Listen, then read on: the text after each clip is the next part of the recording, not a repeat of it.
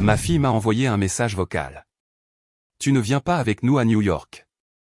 Mon mari ne veut pas te voir. Après avoir payé pour les vacances, j'ai tranquillement annulé toutes les réservations. Les attentes de la famille allaient à l'encontre de mon sens de la justice. Quand ils sont arrivés à l'hôtel, ça a commencé. 69 appels manqués, et ce n'était que la première conséquence.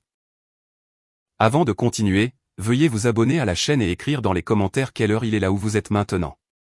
La lumière du matin filtrait à travers la fenêtre de ma cuisine, capturant la vapeur qui s'élevait de ma tasse de café. 15 janvier.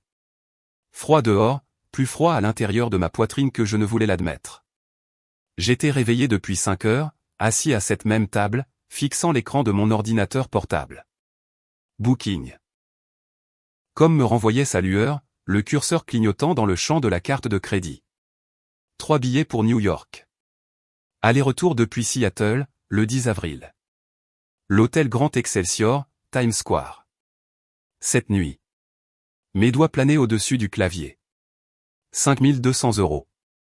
La majeure partie de ma pension de janvier et une partie des économies que j'avais mises de côté. Pourquoi? Je m'étais déjà posé cette question. Pour des moments comme Noël dernier, peut-être, quand Michael m'a à peine regardé de l'autre côté de la table. Pour le sourire crispé d'Emily quand je suis arrivé, celui qui disait qu'elle aurait préféré que j'apporte un plus gros chèque plutôt que de me présenter. La rivière devant ma fenêtre reflétait des nuages gris. 10 ans que Martha était morte. 10 ans à essayer d'être suffisant pour notre fille. J'ai quand même tapé les chiffres. J'ai appuyé sur confirmer. J'ai regardé l'email de confirmation arriver 30 secondes plus tard. Mon téléphone a vibré avant que je puisse fermer l'ordinateur portable. Emily. J'ai ressenti cette vieille palpitation familière. En partie de l'appréhension. Papa. Sa voix est sortie, claire et vive. Je viens de recevoir la notification. Oh mon Dieu. Tu l'as vraiment fait. Bien sûr que je l'ai fait, ai-je dit. Le café était devenu tiède. Je t'avais dit que je le ferais. Tu es le meilleur. Michael et moi étions justement en train de dire qu'on avait hâte d'être à ce voyage. New York au printemps. Tu imagines? On verra des spectacles, on visitera des musées, tout ça.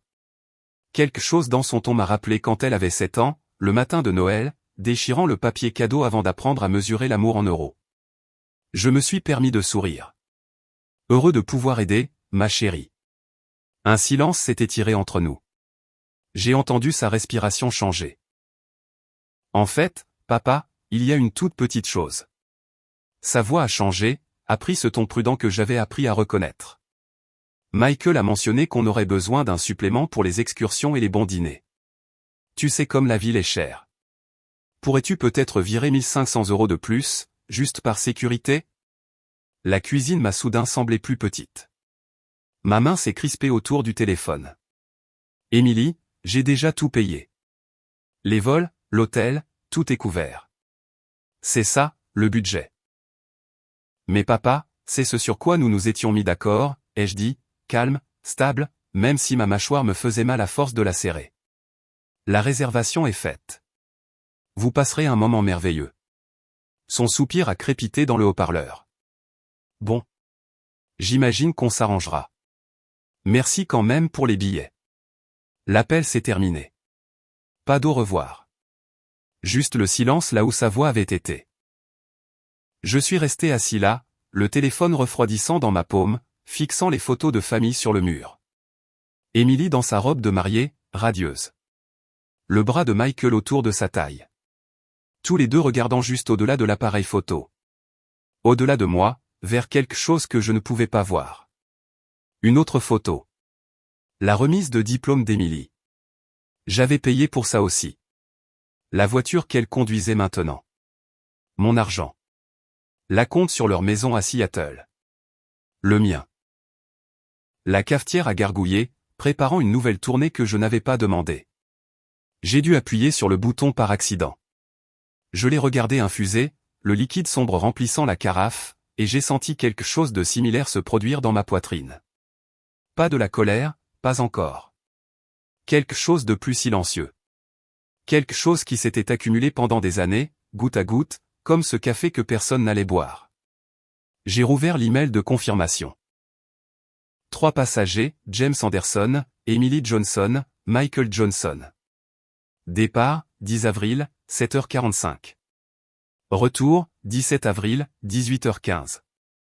Dans 2 mois. 2 mois de planification, de préparation des valises, d'anticipation.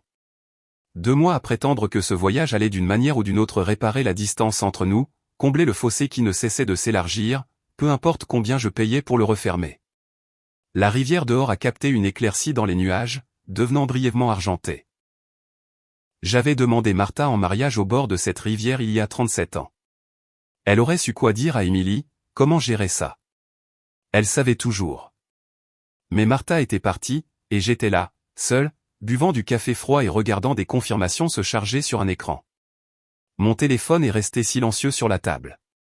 Pas de SMS de remerciement, pas d'appel de suivi, juste l'écho de ce soupir, de cette déception dans sa voix parce que je ne voulais pas donner plus. J'ai pris ma tasse, l'ai portée à l'évier. Dehors, un corbeau s'est posé sur la clôture, noir sur la neige blanche. Il a penché la tête, m'a regardé droit dans les yeux à travers la vitre.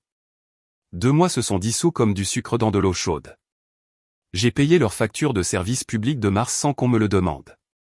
J'ai viré de l'argent pour l'assurance auto d'Emily quand elle a envoyé un SMS d'une seule phrase.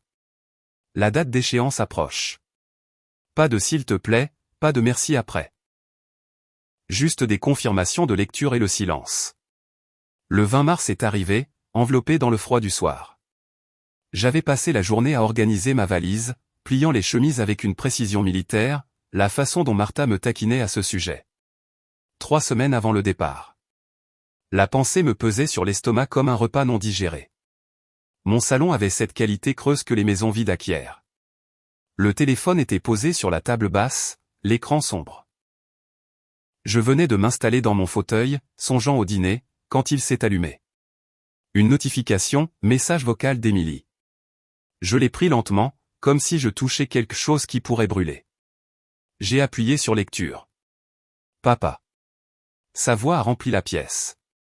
Plus plate que je ne l'avais jamais entendue. Pas de salutation, pas de chaleur. Tu ne prends pas l'avion avec nous pour New York. Mon mari ne veut pas te voir. Je sais que tu as tout payé, mais c'est mieux comme ça. On ira quand même, évidemment, mais sans toi. Désolé. Le message s'est terminé. 15 secondes. Qui ont tout réécrit. Je l'ai écouté encore et encore. Ces mots ne changeaient pas. Mon mari ne veut pas te voir. Pas nous pensons, pas peut-être que c'est mieux. Michael ne veut pas de moi là-bas. Et Emily était d'accord sans se battre. Désolé. Ajouté à la fin comme une pensée après coup, comme s'excuser d'avoir oublié de prendre du lait. Mes doigts sont devenus engourdis. Le téléphone a failli me glisser des mains. Je me suis levé, me suis rassis, me suis relevé. La pièce a légèrement basculé. Ou peut-être que c'était moi. Depuis combien de temps étais-je debout au même endroit? La fenêtre montrait maintenant l'obscurité, bien que je ne me souvienne pas avoir vu le soleil se coucher. Mon reflet me fixait depuis la vitre noire. Un vieil homme aux cheveux gris et aux yeux confus, tenant un téléphone comme s'il pouvait s'expliquer si on le regardait assez attentivement. Le message vocal était dans ma boîte de réception. Une petite bulle bleue contenant de la dynamite. Je voulais le supprimer. Je voulais le garder pour toujours. Je voulais la rappeler et lui demander ce que j'avais fait, ce que j'avais dit, ce que j'avais manqué d'être. Mais ma gorge s'est nouée autour de ces questions avant qu'elles ne puissent former des mots. Je me suis souvenu de la voiture, une Honda Civic de 3 ans. J'avais co-signé le prêt quand leur crédit n'était pas assez bon. Je payais encore la moitié des mensualités quand ils étaient à court d'argent. L'acompte sur leur maison à Seattle, 12 000 € de mon fonds de retraite. L'argent de l'assurance vie de Martha. Je l'avais donné librement. Je m'étais dit que c'était un investissement dans l'avenir de ma fille. Voici le retour sur investissement. Un message vocal. 15 secondes de rejet. Mes jambes m'ont porté jusqu'à la cuisine. J'ai versé de l'eau, j'ai oublié de la boire. Le verre est resté sur le comptoir, se couvrant de condensation pendant que je faisais les 100 pas entre les pièces comme un animal en cage, cherchant des sorties qui n'existaient pas. quelque part dans ma poitrine, sous le choc, autre chose a commencé à bouger. C'était comme de la glace qui se fissure sur un lac gelé. Ce son aigu avant que tout ne se brise. J'avais passé 10 ans à être reconnaissant qu'Émilie me parle encore. Qu'elle me laisse encore faire partie de sa vie, même à distance. J'avais payé et payé pour le privilège d'être toléré. Mon mari ne veut pas te voir. Les mots tournaient en boucle dans ma tête. Pas ces mots, les siens. Mais elle les avait livrés. Et cela les rendait siens aussi. Elle avait regardé ce voyage, ces billets que j'avais achetés, cet hôtel que j'avais réservé, et avait décidé que j'étais jetable. L'argent pouvait rester. Moi, je pouvais partir. J'ai repris mon téléphone, ouvert mes emails, trouvé la confirmation de Booking.com, les reçus de la compagnie aérienne, 3 passagers, 5 200 €. Politique d'annulation, remboursement complet moins 200 € de frais si plus de 14 jours avant le départ. 3 semaines avant le 10 avril. Largement le temps. Ma main tremblait légèrement en posant le téléphone. Pas de peur, mais de quelque chose qui ressemblait dangereusement à de la clarté. Je m'étais posé les mauvaises questions toutes ces années. Pas, comment puis-je être un meilleur père, ou, que puis-je donner de plus? La bonne question était plus simple, plus nette. Que se passe-t-il si j'arrête? L'horloge sur le mur approchait de 21 heures. Dehors, le vent faisait vibrer les fenêtres. Je me tenais dans mon salon, entouré de photos d'une famille qui ne voulait plus de moi, et j'ai senti quelque chose changer, comme un pont qui brûle, comme une porte qui se ferme, comme un réveil. Le matin est arrivé trop vif, trop tôt. Je n'avais pas dormi, juste resté au lit, regardant les ombres du plafond bouger, faisant des calculs. 6 heures du matin. J'ai renoncé à faire semblant et je suis allé à mon bureau. L'ordinateur s'est mis en marche. Ma boîte de réception email brillait de messages non lus, principalement des spams, quelques factures. Rien d'Émilie, bien sûr. Elle avait dit ce qu'elle avait à dire. J'ai d'abord ouvert le site de la compagnie aérienne, me suis connecté à mon compte, j'ai trouvé la réservation. 3 billets me fixaient depuis l'écran. Les noms listés en rangée nette. Mon curseur a plané sur le bouton « Annuler la réservation ». Un clic, c'est tout ce qu'il faudrait. J'ai pensé à l'appeler, à lui expliquer, à lui demander si elle comprenait ce qu'elle avait fait, ce qu'elle me demandait d'accepter. Mais j'avais passé 10 ans à expliquer, à demander, à essayer de lui faire voir en moi autre chose qu'un chéquier sur pattes. Cette fois, je laisserai mes actions parler. J'ai cliqué. Une fenêtre pop-up est apparue. Êtes-vous sûr de vouloir annuler cette réservation? Oui, j'étais sûr. Plus sûr que je ne l'avais été de quoi que ce soit depuis des années. La confirmation a pris 3 secondes. Annulé. Remboursement en cours. 5 000 € moins 200 € de frais d'annulation. Retour attendu dans 5 à 7 jours ouvrables. Ensuite, l'hôtel. J'ai composé le numéro de l'email de confirmation. Une femme a répondu, voix professionnellement joyeuse. Grand Excelsior, comment puis-je vous aider? Je dois annuler une réservation, ai-je dit. Ma voix semblait étrange, trop calme, comme si elle appartenait à quelqu'un d'autre. Au nom de James Anderson, arrivé le 10 avril. Des touches ont cliqué en arrière-plan. Je le vois ici, Monsieur Anderson. Puis-je demander la raison de l'annulation? Changement de plan. Simple. Vrai. Ça ne la regardait pas au-delà de ça. Je comprends. L'annulation entraînera des frais d'une nuit, soit environ 300 €. Le reste sera remboursé sur votre mode de paiement initial dans les 10 jours ouvrables. Souhaitez-vous continuer? Oui. D'autres clics. C'est fait, Monsieur Anderson. Vous recevrez un email de confirmation sous peu. Puis-je vous aider avec autre chose aujourd'hui? Non, merci. J'ai raccroché, me suis adossé à ma chaise. Le bureau semblait plus grand, comme si les murs s'étaient écartés pendant que je ne regardais pas. La lumière du soleil entrait à flot par la fenêtre, attrapant les grains de poussière flottant en motifs paresseux dans l'air. Mon téléphone est resté silencieux sur le bureau. Pas d'appel, pas de message. Émilie ne le savait pas encore. Elle ne le saurait pas avant d'essayer de s'enregistrer. De se présenter à l'aéroport avec des bagages et des attentes, et mon autorisation de carte de crédit qui n'existait plus. Le 10 avril était dans 3 semaines. 21 jours pour qu'ils fassent des plans, préparent leurs valises, organisent leur congé. 21 jours d'anticipation qui se termineraient à un comptoir d'enregistrement. Un agent confus disant « Il n'y a pas de réservation à ce nom. » Désolé, il doit y avoir une erreur. Sauf que ce ne serait pas une erreur. Ce serait un choix. Le mien, pour une fois. Pas par colère ou par vengeance. Juste par simple logique. Il ne voulait pas de moi pour le voyage. Très bien. Il pouvait faire le voyage sans mon argent aussi. C'était juste. J'ai consulté mon compte bancaire. Les remboursements ne seraient pas traités avant plusieurs jours, mais je pouvais voir les transactions en attente. 5 000 € moins les frais qui revenaient. De l'argent qui n'irait pas à des enfants ingrats qui me voyaient comme une obligation. De l'argent que je pourrais dépenser pour moi-même, ou économiser, ou brûler dans la cheminée, peu importe. Il était de nouveau à moi. L'email de confirmation est arrivé.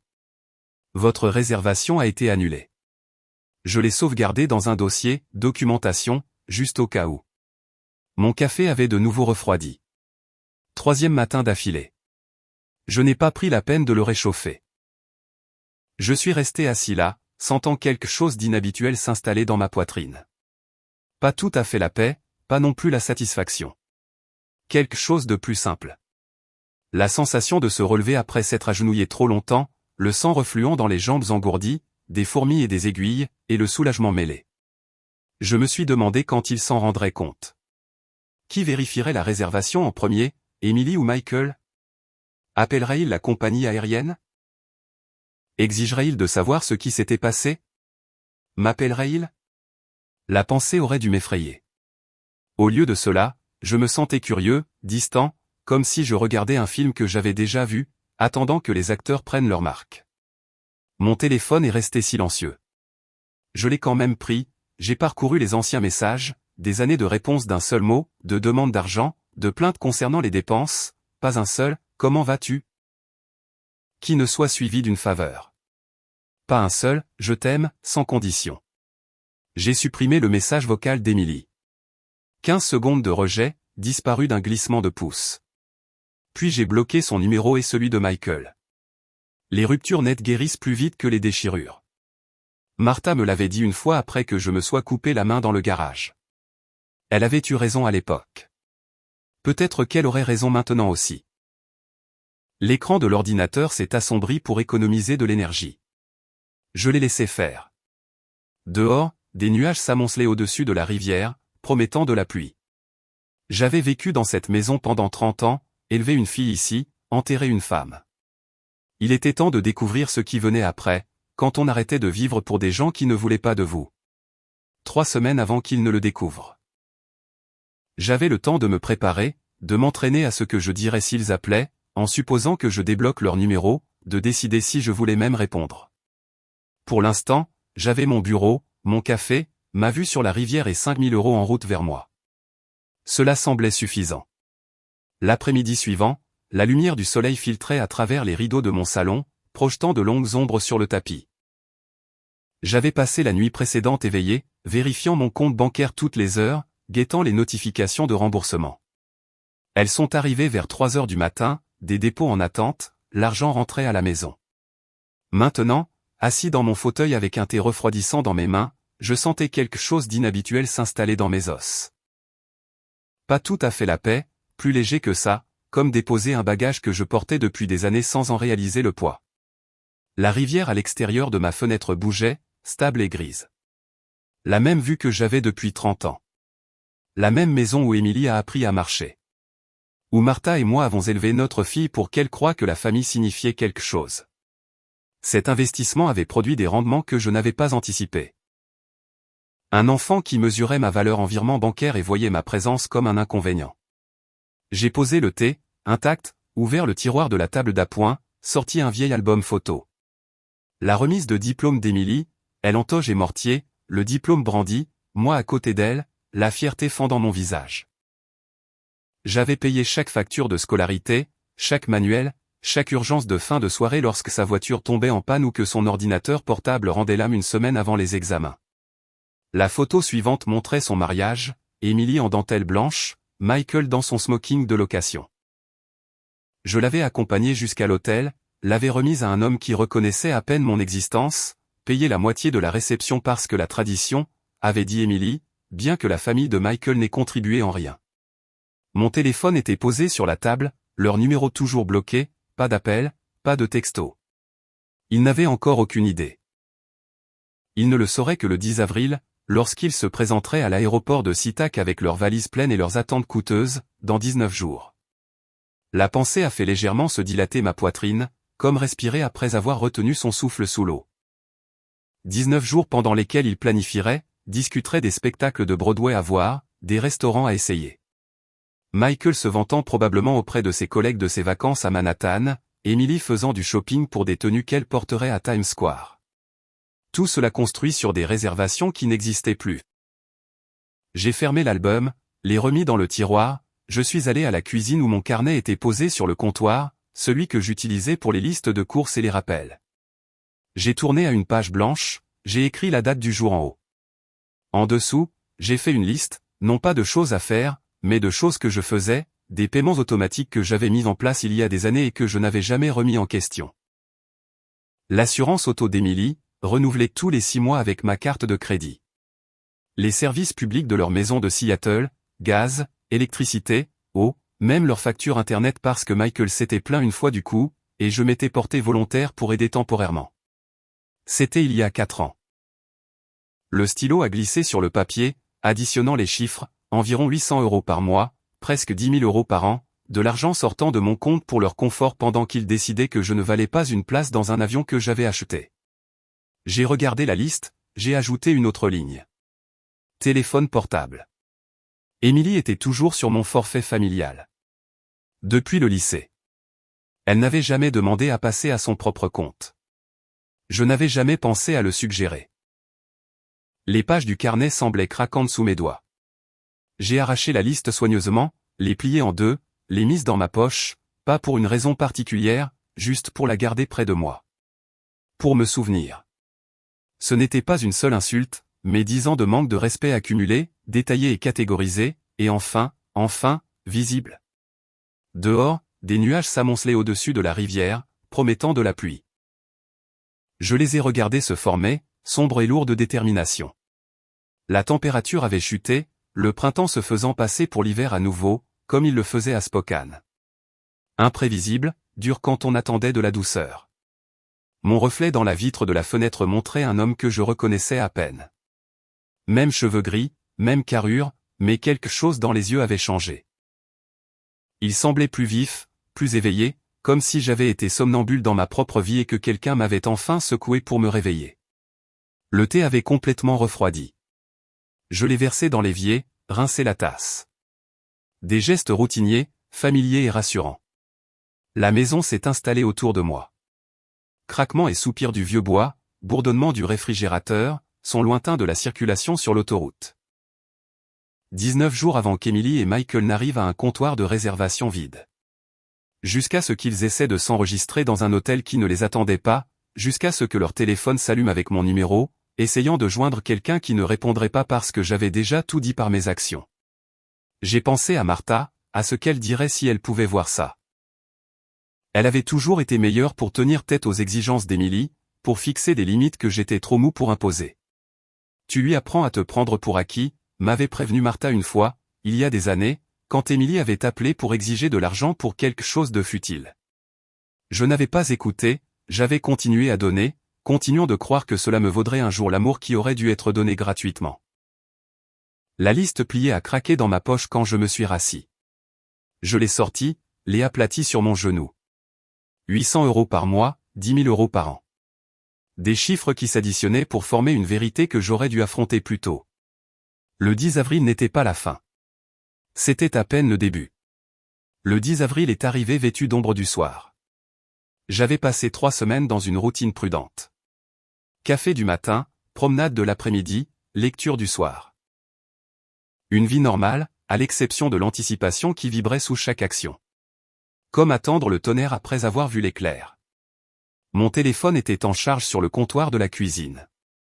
J'avais débloqué leur numéro ce matin-là, non par faiblesse, mais par curiosité. Je voulais entendre le moment où leur monde s'effondrerait.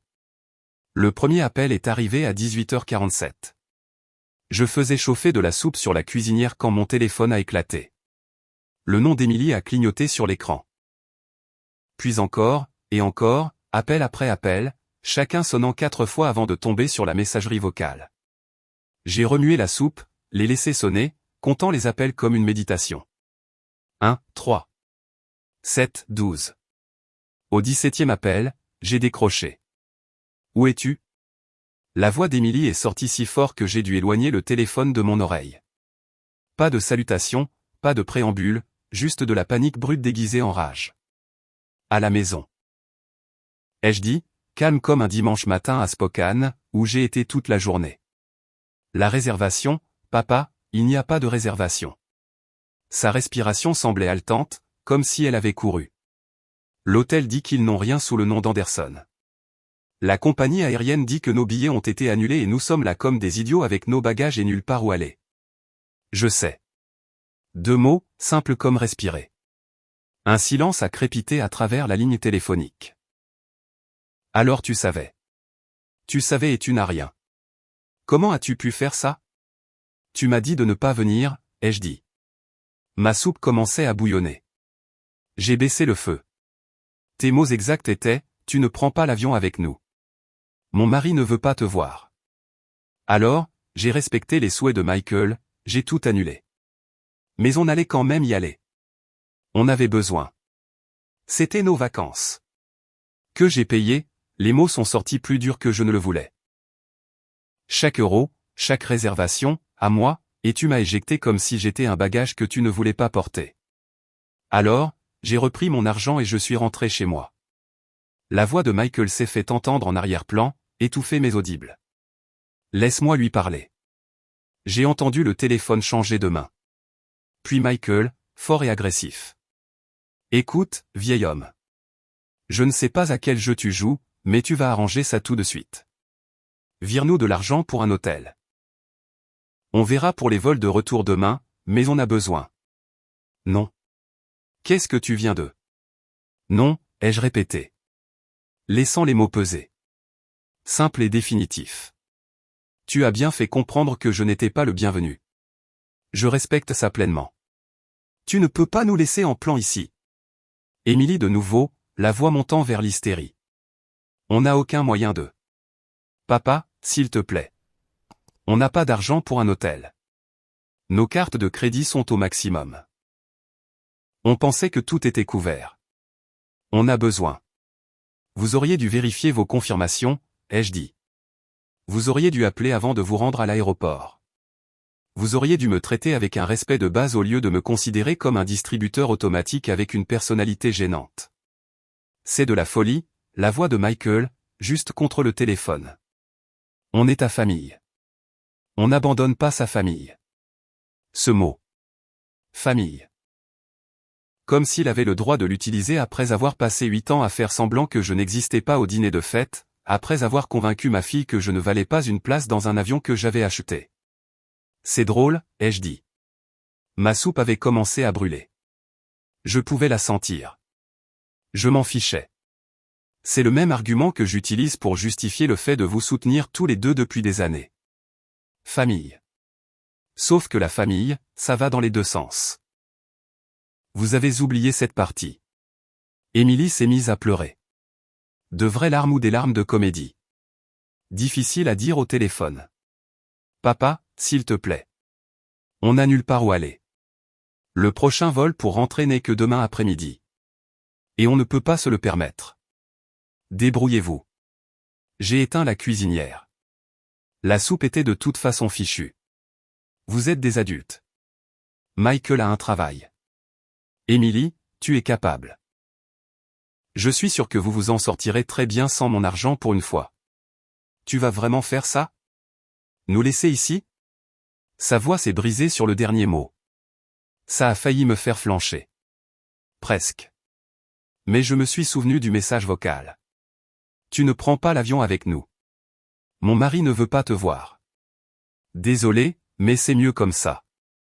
Livré comme un bulletin météo. Comme si je n'étais rien. Je ne vous laisse nulle part, ai-je dit doucement. Je ne fais que ne pas vous sauver des conséquences que vous avez créées. Il y a une différence. J'ai raccroché. Le téléphone a immédiatement recommencé à sonner. Je l'ai laissé faire, regardant l'écran s'allumer encore et encore.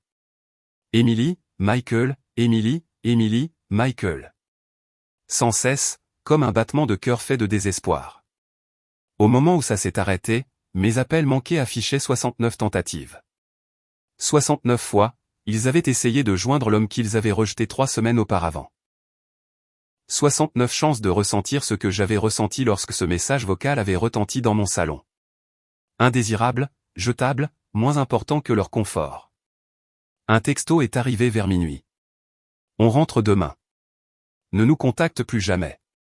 Du numéro d'Emily, court, amer, exactement ce à quoi je m'attendais. Ils avaient trouvé un moyen de rentrer, d'une manière ou d'une autre. Carte de crédit, argent emprunté, peut-être que l'entreprise de Michael l'a couvert en tant que dépense professionnelle en mentant sur le but du voyage. Peu importe. La partie importante était plus simple. Ils avaient appris ce qui se passait quand on traitait les gens comme des ressources au lieu d'humains. Quand on prenait, sans jamais penser au coût. J'ai supprimé le texto, j'ai regardé mon téléphone, batterie à 15%. L'écran s'était assombri à force d'être utilisé. Les appels avaient cessé. L'urgence était terminée, gérée sans moi pour la première fois en une décennie. Ma soupe gâchée était sur la cuisinière. L'odeur de brûlé flottait encore dans la cuisine. Je l'ai raclée à la poubelle. J'ai lavé la casserole, des mouvements mécaniques qui donnaient à mes mains quelque chose à faire pendant que mon esprit traitait ce que je venais de faire. Aucune culpabilité, c'est ce qui m'a le plus surpris. Je continuais à l'attendre, ce pincement familier de regret qui suivait habituellement chaque fois que je décevais Emily. Il n'est jamais venu. Juste une étrange sensation de flottement, comme si la gravité avait légèrement relâché son emprise. Demain, il rentrerait en avion, en colère, embarrassé, probablement déjà en train de concocter une version des événements où j'étais le méchant. Laissez-les faire. J'avais arrêté d'écrire leur scénario, arrêté de jouer le rôle qu'ils m'avaient assigné, silencieux, généreux, infiniment disponible pour financer leur vie tout en restant invisible. L'horloge de la cuisine indiquait 1h15 du matin. Tard. Je devrais dormir. Au lieu de cela, je me suis tenu à la fenêtre, regardant les nuages dériver devant une demi-lune, pensant à ce qui allait suivre, car ce n'était pas fini. Loin de là. Le matin est arrivé, doux et gris. J'avais dormi mieux que prévu, 8 heures d'affilée, sans rêve, réveillé par le silence et les possibilités s'étendant comme une route ouverte. Ma première action fut de vérifier mon téléphone. Pas de nouveaux messages. Emily et Michael étaient probablement encore à SeaTac, attendant leur vol de l'après-midi, assis sur des chaises d'aéroport inconfortables, apprenant ce que l'inconfort signifiait quand on ne pouvait pas simplement appeler papa pour arranger les choses. J'ai fait du café. Du vrai café, avec les bons grains que je gardais habituellement pour les invités qui ne venaient jamais. Aujourd'hui valait la peine d'être célébré de petite manière. L'infusion sentait le chocolat noir et la promesse. Assis à ma table de cuisine, l'ordinateur portable ouvert, j'ai consulté mon compte bancaire. Les remboursements avaient été entièrement traités. 5 000 € moins les frais. Sur mon compte courant, là où il devait être. De l'argent qui pourrait payer des mois de course. Pourrait couvrir mes propres vacances quelque part. Pourrait simplement exister comme un tampon contre les urgences au lieu d'être automatiquement alloué au confort d'Emily. J'ai ouvert mon carnet à la liste que j'avais écrite il y a quelques jours. 800 € par mois en paiements automatiques. 10 000 € par an. Une décennie de ça, peut-être plus. Les chiffres avaient cessé de signifier quoi que ce soit après un certain temps. Juste une routine. Une attente. Plus maintenant. D'abord, l'assurance auto. Je me suis connecté au compte. J'ai trouvé la police d'Emily sous mon forfait familial. Le bouton « Annuler » était là, attendant innocemment. J'ai fait planer le curseur dessus. Cela signifierait que sa voiture deviendrait non assurée. Techniquement illégal de conduire. Son problème maintenant, pas le mien. J'ai cliqué. Confirmé. Police annulée. Effective à la fin de la période de couverture actuelle. Dans 2 semaines, son assurance expirerait. Il recevrait une lettre de notification. auraient le temps de souscrire leur propre police s'ils géraient réellement leurs responsabilités. Ensuite, les services publics. Le compte de la maison de Seattle prélevait automatiquement sur mon compte courant chaque mois. Je l'avais mis en place quand ils avaient acheté la maison. Je m'étais dit que c'était temporaire. 4 ans plus tard, je payais toujours. J'ai navigué vers les paramètres de paiement, supprimé les informations de ma carte, changé le contact pour l'email d'Emily au lieu du mien. La confirmation a eu l'effet de retirer une écharpe sur laquelle je marchais depuis des années. Une petite douleur en sortant, puis le soulagement. Le service de téléphonie mobile. La ligne d'Emily. Je ne pouvais pas simplement l'annuler. Contrat, pénalité, complications. Mais je pouvais transférer la propriété, faire d'elle la titulaire du compte, la laisser payer sa propre facture à l'avenir. L'agent du service client semblait s'ennuyer quand j'ai appelé, a traité le changement en 10 minutes. Madame Johnson recevra une notification du transfert de compte, et la prochaine facture lui sera directement adressée. Parfait, ai-je dit. Le service internet de leur maison, à mon nom, sur ma carte. J'ai appelé le fournisseur, suivi le même processus. Transférer la propriété, supprimer les informations de paiement. Chaque appel a pris moins de 15 minutes. Chacun donnait l'impression de récupérer une partie de moi-même. À midi, j'avais démantelé 10 ans de soutien financier en moins de 3 heures. Pas de confrontation dramatique, pas d'explication juste le retrait silencieux des ressources qu'ils avaient tenues pour acquises. Mon café avait refroidi. Je l'ai réchauffé au micro-ondes, me suis tenu à la fenêtre de la cuisine, regardant la rivière. L'eau se déplaçait, stable et déterminée, comme elle l'avait toujours fait, indifférente au drame humain, suivant simplement sa nature en aval vers quelque chose de plus grand. J'ai pensé à appeler Emily, à lui expliquer ce que j'avais fait, à lui donner une chance de me crier dessus correctement au lieu de le faire par messages vocaux et appels manqués, mais à quoi bon? Elle avait démontré exactement ce que ma présence signifiait pour elle. Je ne faisais que correspondre à son énergie, réciproquer son niveau d'attention. C'était juste. Mon téléphone a vibré. Un texto d'un numéro inconnu. C'est Emily avec le téléphone de Michael. Le mien n'a plus de batterie. On embarque maintenant. Tu as détruit notre famille pour rien. J'espère que tu es satisfait de vivre seul avec ton égoïsme. Je l'ai lu 2 fois. J'ai cherché la moindre trace de conscience de soi. Je n'en ai trouvé aucune. Juste de l'accusation. Juste une performance de victime. Aucune reconnaissance du fait qu'elle avait envoyé le message vocal qui avait tout déclenché. Qu'elle m'avait éjecté de vacances que j'avais payées, qu'elle m'avait traité pendant une décennie comme un portefeuille sur pattes. Je n'ai pas répondu. Je l'ai laissé avoir le dernier mot si ça la faisait se sentir mieux. Les mots étaient bon marché. Les actions disaient la vérité. Au lieu de cela, j'ai rouvert mon application bancaire, calculé ce que je dépensais mensuellement pour leur vie. 800 € pour eux, puis mes propres factures. Hypothèque remboursée il y a des années, services publics, nourriture, essence, peut-être 1200 € au total. Ma pension couvrait 3000 € par mois avec de la marge. Pendant des années, la majeure partie de mon revenu excédentaire était allée directement à Emily. J'avais vécu modestement et prudemment. Je m'étais dit que j'étais généreux. Jamais je ne m'étais demandé si la générosité sans reconnaissance n'était que de la complaisance. Maintenant, en regardant mon budget sans leurs dépenses, je voyais des possibilités. De petits voyages que je pourrais faire, des passe-temps que j'avais abandonnés parce que, Emily a besoin, des livres que je pourrais acheter sans culpabilité, des restaurants que je pourrais essayer sans calculer si je pouvais me le permettre après m'être assuré qu'ils étaient couverts. La liberté avait le goût du café réchauffé et des matins tranquilles, des polices d'assurance annulées et des comptes transférés. Comme si, enfin, je me mettais sur la liste des personnes que je soutenais. La rivière dehors continuait de couler. Je la regardais et me sentais bouger aussi, m'éloignant de l'homme qui avait cru que l'amour signifiait donner sans fin, vers quelqu'un qui comprenait que le respect devait aller dans les 2 sens ou pas du tout. Ce n'était que le début. Je l'avais réalisé hier, aujourd'hui le confirmait.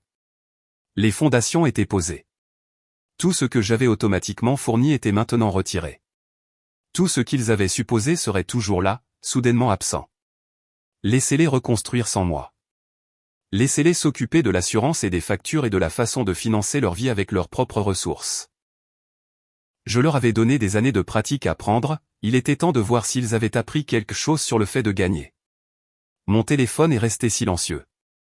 Ils étaient dans l'avion maintenant, probablement assis sur des sièges du milieu, inconfortables et en colère, planifiant ce qu'ils diraient à leurs amis et à leur famille à propos de leur terrible père qui les avait abandonnés. Laissez-les faire. Les gens qui me connaissaient vraiment verraient clair. Les gens qui ne me connaissaient pas ne valaient pas la peine d'expliquer. J'ai fini mon café, rincé la tasse, regardé autour de ma cuisine. Même comptoir, même cuisinière, même vue.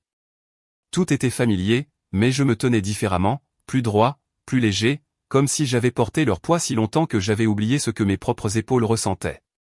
Le carnet était ouvert sur la table. J'ai pris mon stylo, tourné à une nouvelle page, écrit en haut « Choses que je veux faire ». Puis j'ai commencé à lister, de petites choses surtout. Visiter la côte.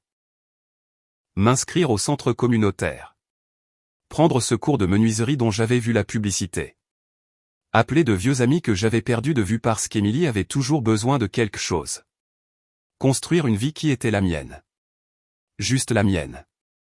Que personne d'autre ne pouvait réquisitionner, rejeter ou prendre pour acquise.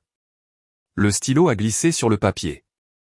Chaque élément semblait être la reconquête d'un territoire que j'avais abandonné sans réaliser que je l'avais perdu. Chaque mot une petite déclaration. Moi aussi, je compte. Dehors, la rivière continuait de couler. À l'intérieur, pour la première fois en 10 ans, j'avais l'impression de bouger avec elle au lieu de rester immobile pendant qu'elle passait à toute vitesse. Le lendemain semblait plus léger, d'une manière ou d'une autre pratique. Je me suis réveillé avec un but au lieu de l'appréhension. J'ai préparé le petit déjeuner sans le bourdonnement de fond de l'obligation. La liste d'hier était sur mon comptoir, chose que je voulais faire. Mais d'abord, je devais boucler quelques boucles supplémentaires. Mon bureau faisait face à la fenêtre, la vue sur la rivière stable comme toujours. J'ai ouvert mes emails, parcouru les messages de confirmation des annulations d'hier. Tout s'était déroulé sans accroc. L'assurance auto d'Émilie annulée. Les services publics transférés. Le téléphone, sa responsabilité maintenant. Internet, pareil. Mais j'avais manqué quelque chose. L'abonnement à la salle de sport auquel je l'avais ajouté il y a des années, à l'époque où elle prétendait en avoir besoin pour sa santé. 29 € par mois, prélevés automatiquement. Assez petit pour l'oublier, assez significatif pour compter. J'ai appelé le centre de fitness, attendu en écoutant la musique d'attente, quelque chose d'instrumental et d'oubliable. Merci d'avoir appelé Peak Performance. Jordan à l'appareil. Bonjour, je dois retirer quelqu'un de mon abonnement familial. Ma voix était stable, professionnelle. Emily Johnson. Elle est sur mon compte depuis environ 6 ans. Clic de touche. Je la vois ici. Puis-je vous demander pourquoi vous la retirez? Elle passe à son propre compte. Pas un mensonge. Juste les laisser imaginer une version où Emily avait des projets et de l'initiative au lieu de l'arrogance et du choc qui l'attendaient. Compris. Effet immédiat ou fin du cycle de facturation? Immédiatement. D'autres clics. C'est fait. Elle recevra une notification dans les 24 heures. Puis-je vous aider avec autre chose aujourd'hui? C'est tout. Merci. Un fil de plus coupé. J'ai pris une note dans mon tableur de suivi. Oui, j'avais commencé un tableur hier. Des colonnes pour le service, la date d'annulation, le numéro de confirmation. Martha aurait ri, m'aurait traité d'obsessionnel. Elle aurait aussi été fière de la rigueur. Prochain point, le compte Amazon Prime. Emily l'utilisait constamment. Des colis arrivant à son adresse de Seattle chaque semaine. Je l'avais ajouté comme membre du foyer il y a des années. Jamais remis en question l'accès partagé jusqu'à maintenant. Le site web a rendu la chose facile. 3 clics. Case de confirmation cochée, terminée. Emily Johnson a été retirée de votre foyer Amazon. Elle perdrait l'accès à mes avantages Prime. Livraison gratuite, streaming, tout ça. Elle devrait prendre son propre abonnement ou apprendre à payer les frais de port comme tout le monde. Mon café a refroidi pendant que je travaillais. Compte chèque. Abonnement partout où les informations de ma carte étaient liées à leur commodité. Un box de stockage que j'avais loué quand ils avaient eu besoin d'espace supplémentaire. Annulé, le contenu était leur problème maintenant. Le plan d'assistance routière qui couvrait sa voiture, résilié. Chacun était petit individuellement. Ensemble, ils formaient l'échafaudage que j'avais construit autour de leur vie sans réaliser à quel point j'avais fourni de structure. À l'heure du déjeuner, j'avais identifié 12 services distincts. Au dîner, j'en avais annulé 11. Le 12e était plus délicat. Le stockage cloud partagé où j'avais sauvegardé les photos de famille. Émilie y avait accès. Moi aussi. Le supprimer semblait trop permanent, trop mesquin. Au lieu de cela, j'ai tout téléchargé sur un disque dur externe, puis j'ai supprimé son accès. Je l'ai laissé garder tout ce qu'elle avait déjà sauvegardé. Le reste était à moi. Le soleil baissait, peignant les murs de mon bureau en or. Je me suis adossé à ma chaise, les articulations craquant en sympathie. 65 ans, passant mon après-midi à naviguer dans les menus du service client et à cliquer sur des boutons, annuler l'abonnement. Ce n'était pas comme ça que j'avais imaginé cette décennie de ma vie.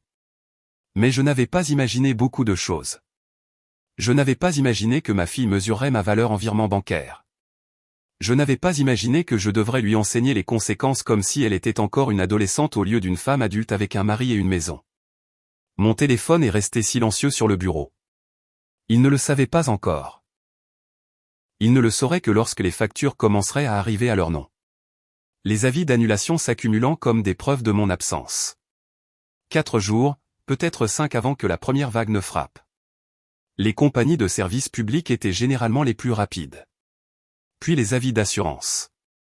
Puis les plus petits abonnements. La mort par 1000 coupures de papier. Je devrais me sentir coupable. C'est ce que les bons pères ressentaient, n'est-ce pas? Des remords pour les leçons difficiles. De l'inquiétude pour les difficultés de leurs enfants. J'ai attendu ces émotions. J'ai cherché leur poids familier dans ma poitrine. Rien. Juste une satisfaction tranquille, comme terminer un projet que j'avais trop longtemps procrastiné. Accomplir des tâches qui devaient être faites, même si elles n'étaient pas agréables. Dehors, la rivière a capté les couleurs du coucher de soleil. Orange et rose se reflétant sur l'eau grise. J'avais vécu au bord de cette rivière toute ma vie d'adulte. Je l'avais vue inonder, gelée, dégelée et couler. Elle n'arrêtait jamais de bouger. Ne remettait jamais en question sa direction. Suivait simplement le chemin que la gravité lui fournissait, usant les obstacles par une persistance patiente. Peut-être que c'était ça. Pas de la vengeance, pas de la cruauté, juste la gravité. Les conséquences naturelles coulant en aval vers des gens qui s'étaient convaincus qu'ils pouvaient se tenir au-dessus de la cause et de l'effet indéfiniment. Mon tableur affichait les heures d'achèvement, 11h47, 13h23, 15h06, 16h41. Chaque horodatage un moment où je me suis choisi au lieu de la générosité automatique, où je me suis demandé, pourquoi je fais ça, et n'ai trouvé aucune bonne réponse sauf l'habitude. Émilie appellerait éventuellement. Pas demain, pas le jour d'après. Mais bientôt, quand les avis de déconnexion arriveraient et que la réalité commencerait à coûter de l'argent qu'elle n'avait pas. Elle appellerait en colère, exigeant des explications, jouant la blessée. Michael se mettrait probablement aussi au téléphone. La voix tendue de cette tension masculine particulière que les hommes utilisent quand ils ont peur mais ne peuvent pas l'admettre. Je répondrais. Je les laisserais crier. J'expliquerais calmement, tranquillement, que je ne subventionnais tout simplement plus les gens qui avaient clairement fait savoir que je n'étais pas le bienvenu. Ils me traiteraient d'égoïste, de vindicatif, de cruel. Tous les mots que les gens utilisent quand quelqu'un arrête de leur donner des choses auxquelles ils se sont habitués. Et j'accepterais ces étiquettes, les porterais comme une armure. Mieux vaut être traité d'égoïste en se respectant soi-même que de généreux en étant traité comme une ressource jetable. Le tableur brillait sur mon écran. 12 lignes de services annulés, 12 petits actes d'auto-préservation. Pas assez pour leur faire du mal de façon permanente, juste assez pour les déranger profondément. Pour rendre visible tout le soutien invisible que j'avais fourni tout en m'entendant dire que je n'étais pas le bienvenu pour des vacances que j'avais achetées. C'était juste. J'ai sauvegardé le tableur, l'ai mis sur mon nouveau stockage cloud privé. Documentation, preuve si quelqu'un demandait, que je les avais en fait soutenus plus qu'ils ne l'avaient réalisé ou reconnu. La preuve que mon retrait n'était pas une cruauté aléatoire, mais une réponse proportionnelle. Demain, j'irai au centre communautaire, peut-être que je m'inscrirai à ce cours de menuiserie, je commencerai à construire quelque chose de nouveau au lieu de maintenir quelque chose de cassé. Mais ce soir, je resterai assis ici avec ma vue sur la rivière et mon tableur complété, et le soulagement profond d'un fardeau déposé. Le téléphone est resté silencieux. La rivière a continué de couler, et je me suis senti pour la première fois en 10 ans comme ma propre personne au lieu du filet de sécurité permanent de quelqu'un. 4 jours passèrent dans un silence délibéré. Je me promenais le long de la rivière, j'achetais des livres que je voulais lire depuis longtemps, je dormais mieux que je ne l'avais fait depuis des mois. Pas d'appel, pas de texto, juste l'absence paisible des urgences des autres devenant les miennes.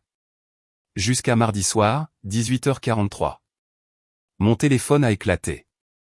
Le nom d'Émilie a illuminé l'écran. Je l'ai laissé sonner 2 fois, 3 fois, me suis versé un verre d'eau, me suis assis à ma table de cuisine, puis j'ai répondu. « Qu'est-ce que tu as fait ?» Sa voix est sortie, heurtée, quelque part entre la rage et la panique. Pas de bonjour, pas de préambule, directement à l'accusation. « Je suppose que tu as reçu des avis », j'ai gardé un ton égal, conversationnel, comme si je discutais de la météo au lieu des conséquences. Des avis, papa. Ils menacent de nous couper l'électricité. La compagnie d'assurance dit que ma voiture n'est plus couverte. Internet a été déconnecté. Ma facture de téléphone est soudainement à mon nom avec un solde dû. Tout cela est exact. J'ai pris une gorgée d'eau. J'ai laissé le silence faire son travail. Tu ne peux pas juste. C'est de la folie. On ne peut pas payer toutes ces factures d'un coup. Tu le sais. On a déjà du mal à cause du désastre de New York que tu as causé. Le désastre de New York que tu as causé, ai-je corrigé doucement, en me disant que je n'étais pas le bienvenu pour un voyage que j'avais payé. J'ai simplement agi en conséquence. Ce n'est pas. Papa. C'est cruel. Tu nous punis pour une seule erreur. Pour quelque chose que Michael a dit quand il était stressé par le travail. Tu es complètement. Michael a dit. J'ai posé mon verre d'eau avec précaution. Émilie, le message vocal venait de ton téléphone. Ta voix. Tes mots. Mon mari ne veut pas te voir. Ces mots exacts. Tu as livré ce message. Tu as fait ce choix. Sa respiration a rempli la ligne. Hachée. Elle pleurait ou essayait de ne pas le faire. J'ai attendu. Martha disait toujours que j'étais trop prompt à combler les silences. Trop désireux de lisser l'inconfort. Il était temps de rompre avec cette habitude. Ça ne devait pas se passer comme ça, la voix d'Émilie est sortie plus faible. On n'essayait pas de te blesser. On pensait juste que l'hôtel avait un espace limité et que Michael devient anxieux avec la famille et que ce serait plus facile. Plus facile sans moi. Les mots sont tombés, plats. Factuels. Je comprends. C'est pourquoi j'ai rendu les choses plus faciles pour moi aussi. Plus de paiements automatiques. Plus de subventions pour vos vies tout en étant traités comme facultatifs. Tu ne comprends pas ce que c'est. La panique a refait surface, noyant toute vulnérabilité momentanée qui était apparue. On a une hypothèque, des remboursements de voiture. Le travail de Michael couvre à peine le loyer, et sans ton aide, on ne peut pas. Ne pouvez pas quoi? Ne pouvez pas vivre le style de vie auquel vous vous êtes habitué? Mes doigts traçaient des motifs sur la table. Émilie, tu as 35 ans. Michael en a 37. Vous êtes des adultes avec une maison et des carrières. Ou du moins, Michael a une carrière. Peut-être qu'il est temps que tu en aies une aussi. Je suis femme au foyer. C'est une carrière, et on avait besoin de ton soutien. Tu le savais quand tu l'as offert, tu ne peux pas simplement le retirer parce que tes sentiments ont été blessés pour un voyage. Un voyage, ai-je répété le mot lentement. Parlons d'un voyage. J'ai payé 5 000 € pour des billets et des hôtels. Tu m'as envoyé un message vocal de 15 secondes disant que je n'étais pas le bienvenu. Puis vous vous êtes présenté à l'aéroport en vous attendant à ce que tout soit toujours là, en vous attendant à ce que je finance vos vacances tout en restant à la maison comme un bon petit chéquier. Quand ça n'a pas marché, tu as exigé que je te vire de l'argent pour régler le problème que tu avais créé.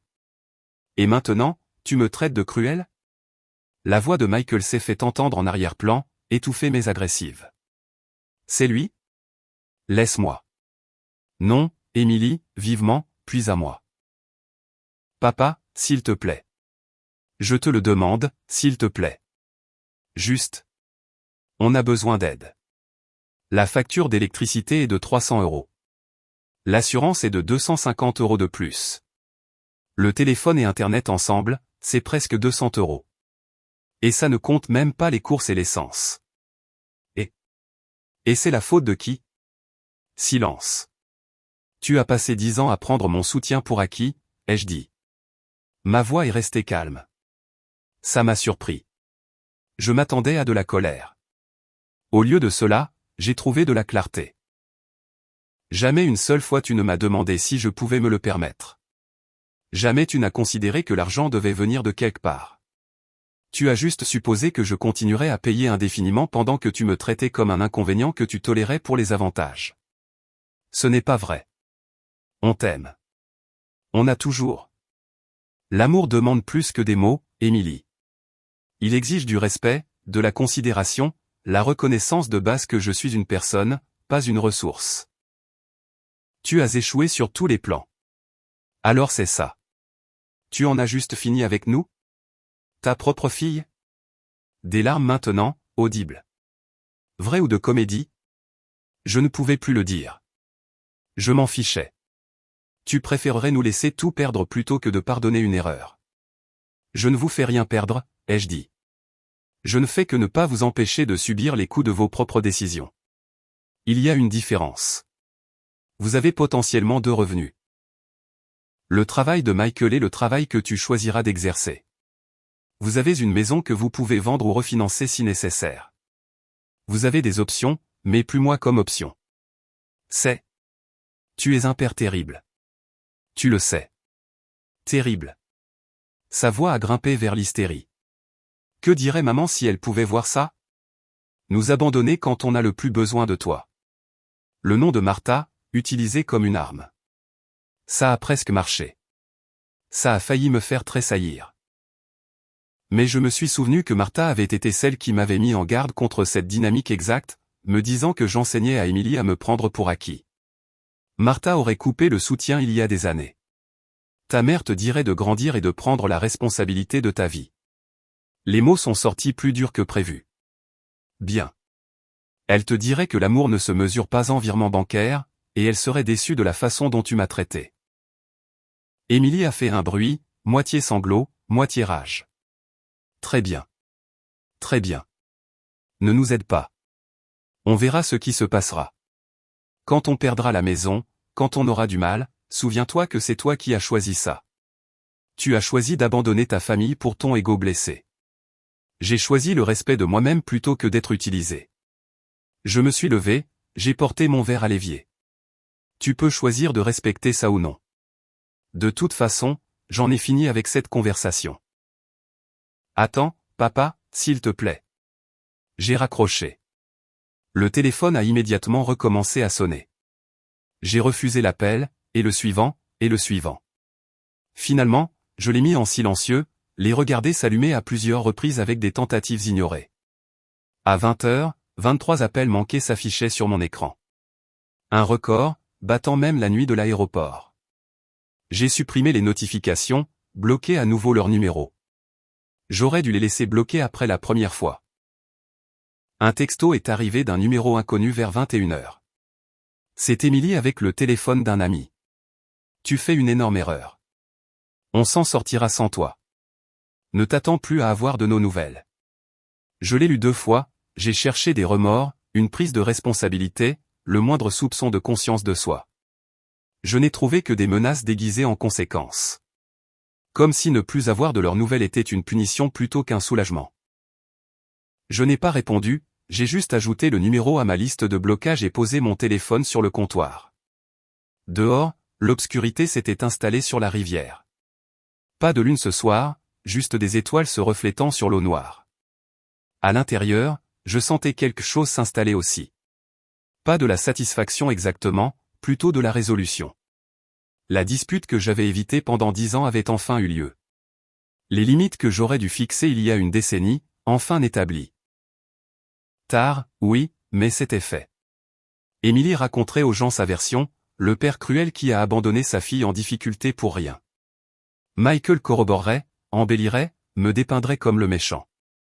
Les amis et les parents éloignés entendraient une histoire soigneusement éditée pour effacer 10 ans de générosité unilatérale et un message vocal qui a tout déclenché.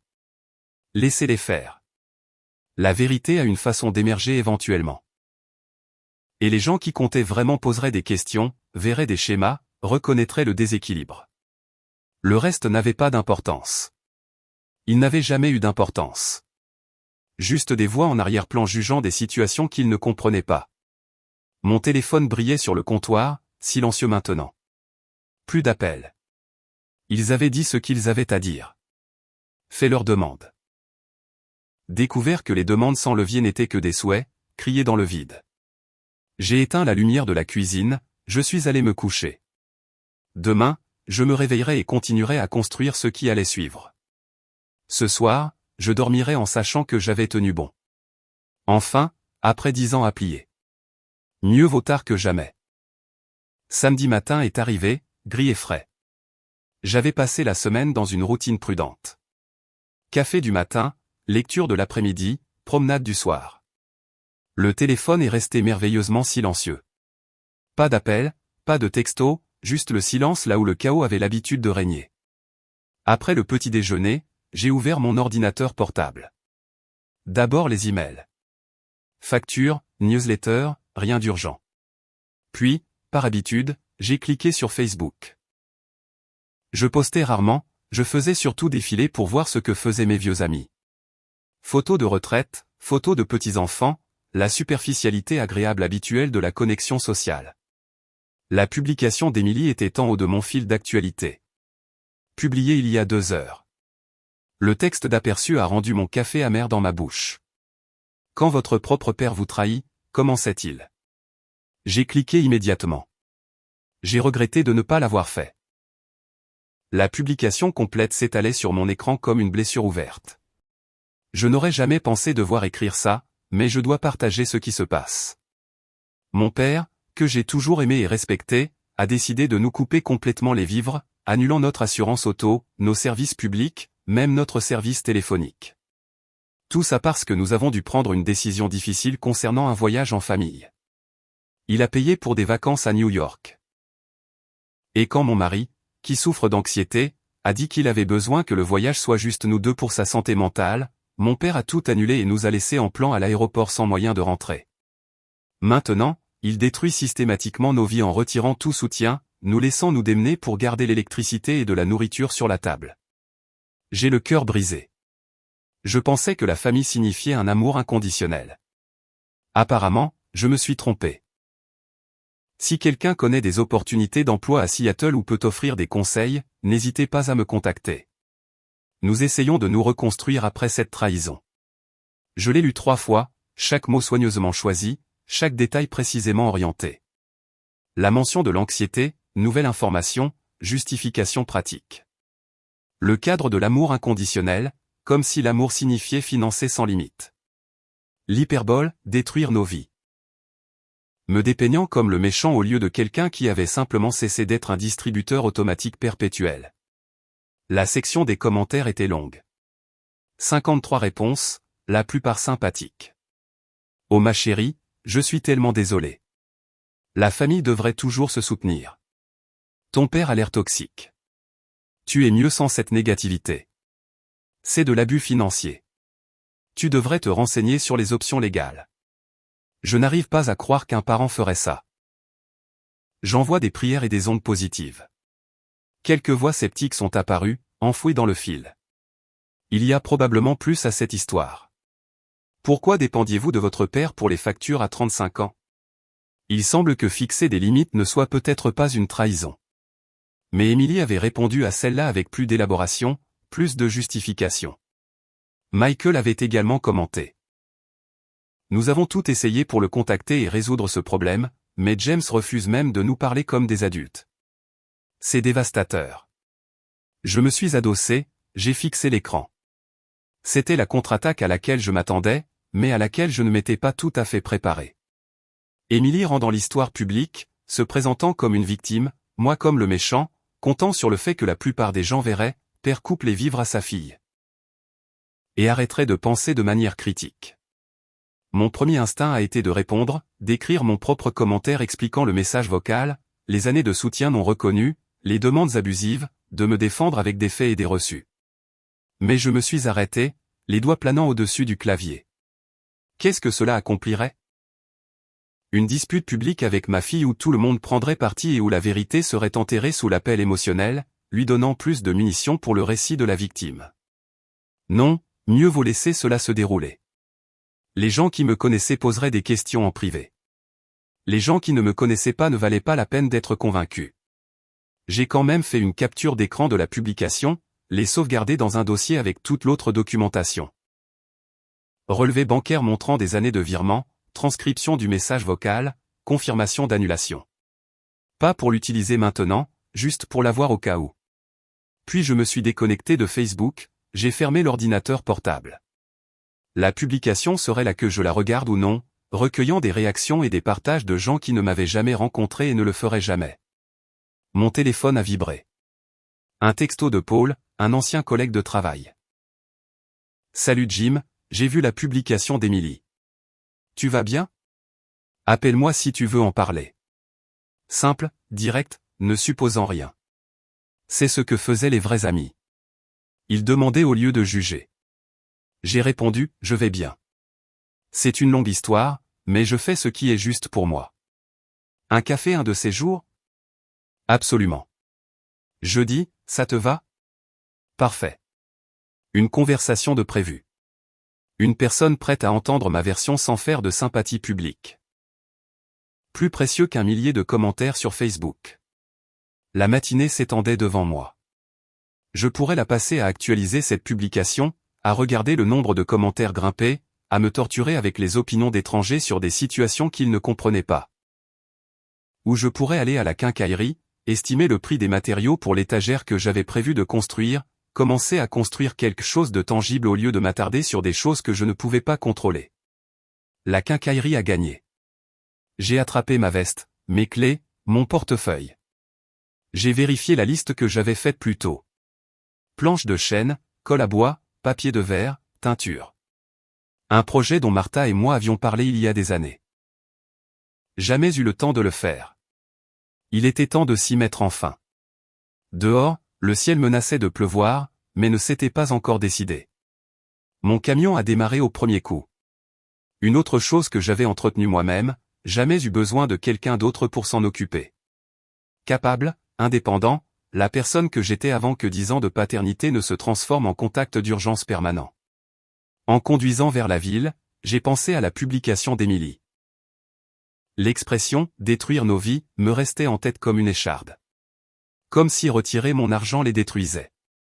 Comme s'ils n'avaient aucune initiative, aucune capacité, aucune option autre que la dépendance à un père qu'ils avaient rejeté quand cela leur convenait. C'est la partie qui faisait le plus mal, pas l'accusation publique, l'impuissance implicite. J'avais élevé Emily pour qu'elle soit plus forte que ça. Martha et moi lui avions appris la résolution de problèmes, la résilience, l'indépendance. Quelque part en cours de route, ces leçons se sont enfouies sous le chemin le plus facile. Demande juste à papa. Il arrangera ça. J'avais permis cela. Je l'avais laissé se produire à travers des années de « oui » automatique. Chaque fois que j'aurais dû dire « débrouille-toi », j'avais dit « voilà de l'argent » à la place. Je lui avais appris l'impuissance acquise en essayant de montrer de l'amour. Réparer ça maintenant, à 35 ans, ferait mal. Ça faisait mal, à en juger par cette publication sur Facebook. Mais une douleur nécessaire. Une douleur de croissance, du genre qui mène à quelque chose de mieux si on persévère au lieu d'éviter. Le parking de la quincaillerie était presque vide. Samedi matin, la plupart des gens faisaient la grasse matinée ou faisaient d'autres courses. Je me suis garé près de l'entrée, je suis resté un moment dans mon camion. La pluie avait enfin commencé. De légères gouttes sur le pare-brise, brouillant le monde en forme douce. À l'intérieur, j'achèterais des matériaux et je construirais quelque chose. Dehors, la publication d'Emily continuerait de circuler, de recueillir des réactions, de créer une version des événements qui n'avaient rien à voir avec la réalité. Les deux choses se produiraient simultanément. Une seule importée pour ma vie réelle. Je suis sorti du camion. La pluie a touché mon visage, froide et propre. Les portes de la quincaillerie se sont ouvertes avec un sifflement mécanique. À l'intérieur, ça sentait la sueur de bois et la possibilité. Il était temps de construire quelque chose de nouveau. Ce soir-là, après la quincaillerie et avec les matériaux pour l'étagère empilée dans mon garage, j'ai préparé le dîner. Des pâtes simples, rien d'extraordinaire. Je les ai mangées à ma table de cuisine pendant que mon ordinateur portable brillait en face de moi. Facebook toujours ouvert sur la publication d'Emily. Les commentaires s'étaient multipliés, 78 maintenant, la plupart me dépeignant comme une sorte de monstre. J'avais passé 10 ans à être prudent avec Emily, à mesurer mes mots, à adoucir les vérités, à accepter des reproches que je ne méritais pas pour maintenir la paix. Cette version de la paternité m'avait valu un message vocal disant que je n'étais pas le bienvenu et une publication publique me traitant de traître. Il était temps d'arrêter d'être prudent. Mon téléphone était posé à côté de mon assiette. Je l'ai pris, j'ai fait défiler les messages sauvegardés. Le message vocal du 20 mars, conservé comme une preuve. 15 secondes qui ont tout déclenché. Je l'ai écouté une fois de plus. La voix d'Emily, plate et définitive. Papa, tu ne prends pas l'avion avec nous pour New York. Mon mari ne veut pas te voir. Je sais que tu as tout payé, mais c'est mieux comme ça. Désolé. Mieux pour qui? M'étais-je demandé alors. Maintenant je savais. Mieux pour eux. Toujours pour eux. Le deuxième enregistrement était plus récent. L'appel téléphonique du 16 avril. Je l'avais enregistré avec une application que j'avais téléchargée après la confrontation à l'aéroport. Un instinct me disant de documenter la suite. Bon instinct. Le fichier avait tout capturé. Les accusations d'Emily, ses affirmations sur ma cruauté, la partie où elle disait « On avait besoin de ton soutien, et ne peux-tu pas juste nous aider cette fois-ci, comme si la dernière décennie n'avait pas eu lieu ?» Les deux fichiers sauvegardés sur mon ordinateur, tous deux prêts à être partagés. Tous deux vrais d'une manière que la publication soigneusement rédigée d'Emily n'était pas. J'ai ouvert Facebook, me suis connecté correctement cette fois, pas juste pour faire défiler, j'ai créé une nouvelle publication, tapant avec soin. J'ai vu la publication que ma fille a faite à mon sujet. Puisqu'elle a choisi de rendre cela public, je répondrai publiquement avec des faits. Ci-dessous se trouvent 2 enregistrements audio. Le premier est le message vocal qu'elle m'a envoyé après que j'ai payé 5 200 € pour des vacances en famille à New York. Le second est notre conversation téléphonique lorsqu'elle a découvert que j'avais annulé le voyage après qu'on m'ait dit que je n'étais pas le bienvenu. Écoutez par vous-même, puis décidez qui a trahi qui. J'ai téléchargé les 2 fichiers. Le message vocal a pris 12 secondes. La conversation téléphonique 3 minutes et 48 secondes. Les barres de progression avançaient sur mon écran pendant que j'attendais. Le curseur de la souris planait sur « Publier ». C'était la ligne à ne pas franchir. Une fois franchie, pas de retour en arrière. Emily le verrait. Ses amis aussi, les collègues de Michael, les parents éloignés, tout le monde dans leur cercle social. Ils entendraient son rejet froid, ses demandes abusives, son manque total de responsabilité. Elle me détesterait pour ça, probablement pour toujours. La relation que nous avions, tendue et conditionnelle qu'elle était, se terminerait probablement ici. Mais quelle relation? Une où je payais et restais silencieux pendant qu'elle mentait sur moi en ligne. Où j'acceptais d'être traité de cruel pour avoir refusé de financer des gens qui m'avaient rejeté? Ce n'était pas une relation. C'était de l'exploitation avec une étiquette familiale. J'ai cliqué sur « Publier ». L'écran s'est actualisé. Ma réponse est apparue en haut de mon fil d'actualité. Fichier audio intégré et lisible. Publié il y a 1 minute. 0 réaction pour l'instant. 0 commentaire. Je me suis levé, je suis allé à la fenêtre. La rivière dehors était devenue sombre.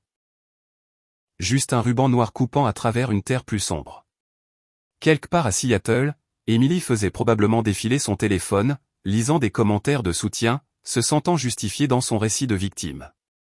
Cela ne durerait pas longtemps. Mon téléphone a vibré.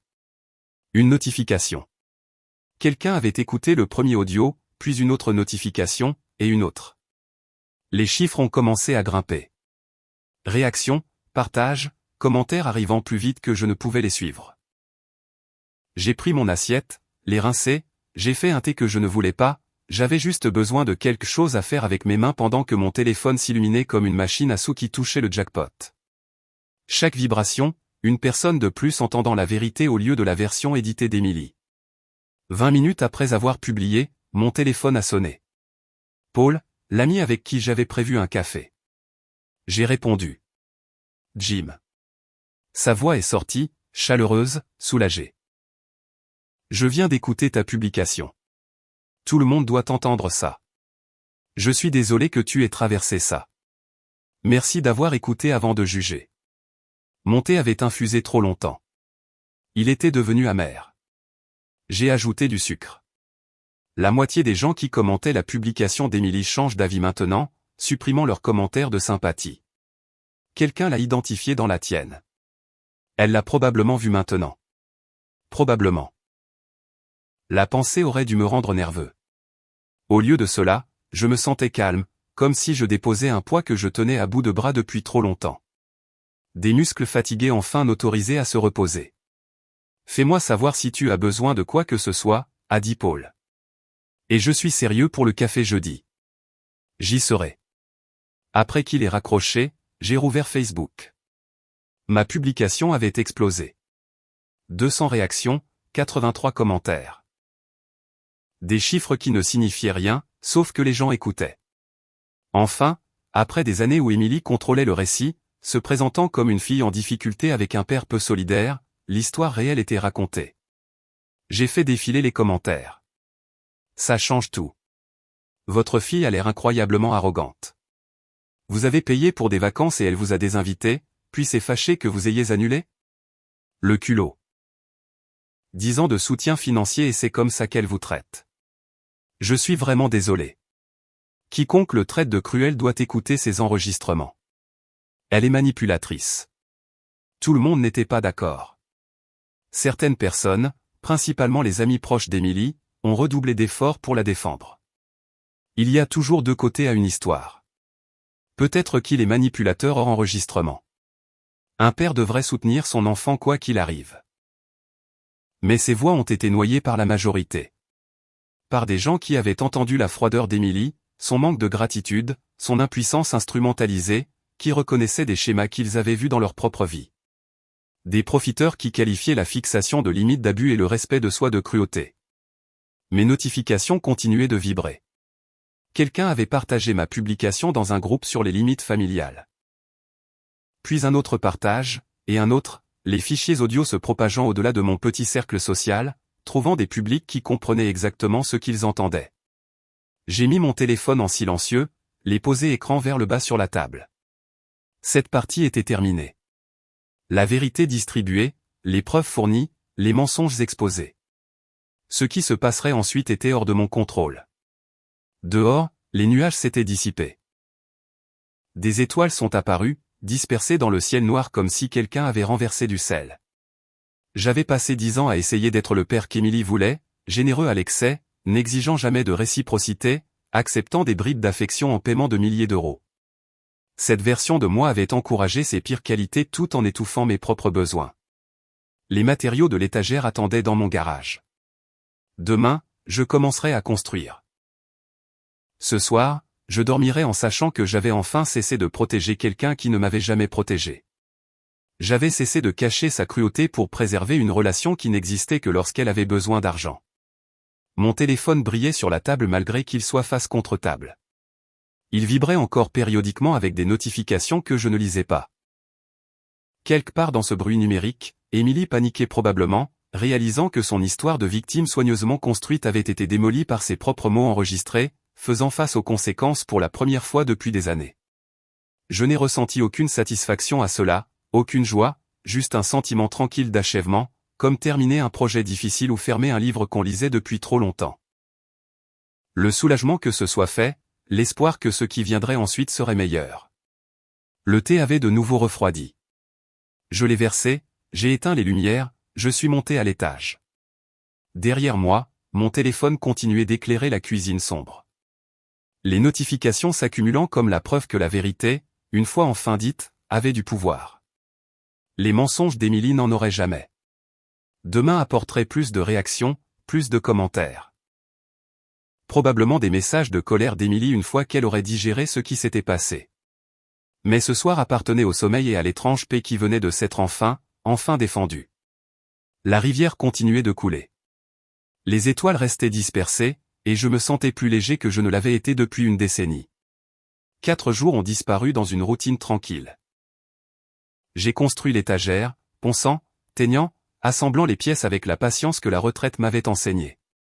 Je suis allé prendre un café avec Paul, qui m'a parlé du buzz en ligne que ma publication avait créé. « Tu es presque célèbre dans la communauté des limites parentales », avait-il dit en souriant. Je ne savais pas qu'une telle communauté existait. Jeudi matin, je me suis permis de consulter à nouveau les réseaux sociaux. Ma publication était là avec des chiffres qui semblaient inventés. 847 réactions, 312 commentaires, 156 partages. Les fichiers audio avaient été téléchargés des centaines de fois, se propageant sur des plateformes que je n'utilisais même pas. J'ai fait défiler la section des commentaires. De nouvelles voix toutes les quelques heures. J'ai fait écouter ça à mon mari qui continue de donner de l'argent à sa sœur abusive. Révélateur. Ma fille m'a fait le même coup. Elle m'a désinvité d'un événement que j'avais financé. Merci de vous être exprimé. Tout le monde doit entendre ça. L'abus financier va dans les deux sens. L'arrogance dans sa voix quand elle dit « On avait besoin de ton soutien ». Incroyable. Enfoui dans le flot de soutien, j'ai trouvé la réponse d'Émilie. Publié il y a 2 jours, facile à manquer parmi des centaines d'autres commentaires. Je n'arrive pas à croire que tu m'humilies comme ça publiquement. Tu as pris une affaire de famille privée et tu en as fait un divertissement. C'est exactement pourquoi nous avions besoin de prendre nos distances avec toi. Tu ne respectes pas les limites. Je supprime ma publication originale parce que tu as clairement empoisonné tout le monde contre moi. Félicitations pour ta justification.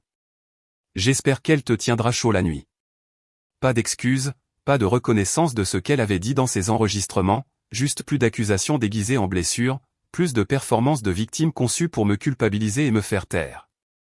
Mais son commentaire avait 9 réactions contre des centaines pour les autres. Personne ne la croyait plus. Les réponses qui lui étaient adressées racontaient cette histoire. C'est toi qui l'as rendu public en premier. Il a juste fourni le contexte. Respecter les limites ? Tu l'as désinvité d'un voyage qu'il a payé. Peut-être que tu devrais écouter comment tu parles dans ces enregistrements et réfléchir. J'ai continué à faire défiler. J'ai trouvé un commentaire de quelqu'un prétendant être un ami d'Émilie. Je connais Émilie depuis des années. Je me suis toujours interrogé sur sa relation avec son père. Elle se plaignait qu'il ne la soutenait pas, mais elle arrivait avec de nouvelles choses chères qu'il avait achetées. La dissonance cognitive était folle. Ces enregistrements expliquent tout. Un autre de quelqu'un qui avait été à leur mariage. Je me souviens de James à la réception. Il a payé la moitié. Il a passé toute la soirée seul à sa table pendant qu'Emily et Michael l'ignoraient. C'était horrible à voir. Ça prend tout son sens maintenant. Des étrangers complétant les pièces d'une histoire que j'étais trop proche pour voir clairement. Un schéma de prise tout en se plaignant.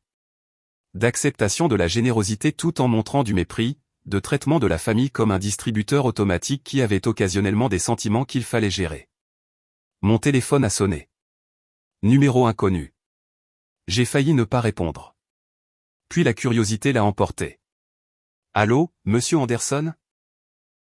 Voix féminine, professionnelle. C'est Sarah Chen du Spokane Chronicle. Je suis une journaliste qui couvre les dynamiques familiales et les limites financières. Votre histoire est devenue quelque peu virale dans certaines communautés en ligne. Seriez-vous disposé à me parler pour un article ? Une journaliste ? Mon histoire digne d'intérêt ? La pensée m'a fatigué. Je ne pense pas. Je voulais juste que les gens entendent la vérité, je ne cherche pas la publicité. Je comprends. Mais votre situation résonne auprès de milliers de personnes confrontées à des dynamiques similaires. Des enfants adultes qui attendent un soutien parental indéfini tout en offrant une relation minimale. C'est devenu un problème culturel, surtout chez les baby-boomers qui passent à la retraite. Votre voix pourrait aider les autres. Ils peuvent écouter les enregistrements. Ça dit tout. C'est juste. Mais si vous changez d'avis, voici mon numéro. Elle a récité des chiffres que je n'ai pas notés. Et, monsieur Anderson, pour ce que ça vaut, ma mère a vécu quelque chose de similaire avec mon frère. Votre publication l'a aidé à enfin fixer des limites, alors merci. Elle a raccroché. Je suis resté là, tenant mon téléphone, pensant à des milliers de personnes que je ne rencontrerai jamais. Toutes écoutant ma fille me rejeter en 15 secondes. Toutes reconnaissant quelque chose de familier. Toutes apprenant peut-être que dire non ne les rendait pas cruelles. Un texto est arrivé du numéro d'Émilie, toujours pas bloqué d'une manière ou d'une autre. J'avais oublié de le bloquer à nouveau après les publications sur Facebook. Tu as fait valoir ton point de vue. Tout le monde pense que je suis une personne horrible maintenant. Es-tu heureux? C'est ce que tu voulais. J'ai fixé le message, j'ai pensé à répondre, à expliquer que je ne voulais pas qu'elle soit humiliée, je voulais juste que la vérité soit dite. Qu'elle avait commencé ça en mentant publiquement. Que tout ce que j'avais publié était ses propres mots, rien de fabriqué ou d'exagéré. Mais à quoi bon? Émilie ne demandait pas de compréhension. Elle me demandait de me sentir coupable de m'être défendu, de m'excuser de ne pas l'avoir laissé contrôler le récit, de redevenir le chéquier silencieux qui absorbait les reproches sans se plaindre. J'ai supprimé le texto, j'ai bloqué le numéro à nouveau, correctement cette fois. Plus de chance de me ramener dans des schémas que j'avais mis des mois à briser. Mon café avait refroidi. Dehors, la journée était devenue lumineuse et claire, rare pour avril à Spokane. J'ai attrapé ma veste. L'étagère pouvait attendre. J'avais besoin de marcher, de bouger, de laisser le drame d'Internet se tasser pendant que je me rappelais ce qui comptait. La rivière, les arbres, le monde physique qui existait indépendamment des commentaires, des partages et des publications virales. En ville, les gens passaient sans me reconnaître. Personne ne me montrait du doigt ou ne me fixait. J'étais toujours juste un ingénieur à la retraite faisant une promenade matinale. L'attention en ligne ne s'était pas traduite par une célébrité dans le monde réel. Bien. J'avais eu assez d'attention pour toute une vie. Au centre communautaire, je me suis arrêté, je suis entré. Le cours de menuiserie que j'envisageais se tenait le samedi matin. Je me suis inscrit, j'ai payé les frais avec mon propre argent pour mon propre intérêt, pas comme une faveur, pas comme un cadeau, juste comme quelque chose que je voulais faire. Vous aurez besoin de fournitures, a dit le coordinateur en me tendant une liste. Mais nous avons des outils ici. Au plaisir de vous voir samedi. En rentrant chez moi, j'ai senti quelque chose s'apaiser. La publication sur Facebook continuerait de circuler. Les commentaires continueraient d'arriver. Mais ce n'était pas ma vie. C'était juste du bruit autour. Ma vie réelle, c'était ça. Des promenades matinales, des cafés, des cours de menuiserie, de petits choix s'additionnant pour former des jours que je contrôlais. Mon téléphone est resté silencieux dans ma poche. Plus de textos d'Émilie. Plus de numéros inconnus. Juste le poids d'un appareil que je pouvais ignorer quand je le voulais. À la maison, l'étagère était à moitié terminée dans mon garage. J'ai pris du papier de verre, je me suis remis au travail. Le rythme du ponçage était méditatif, d'avant en arrière, regardant le bois brut s'adoucir sous la pression. Cause et effet simple. On travaille, on voit des résultats. Pas d'ambiguïté, pas de manipulation, juste du bois, des mains et du temps. Les heures ont passé. L'étagère a pris forme. Mon téléphone a recueilli des notifications que je n'ai pas vérifiées.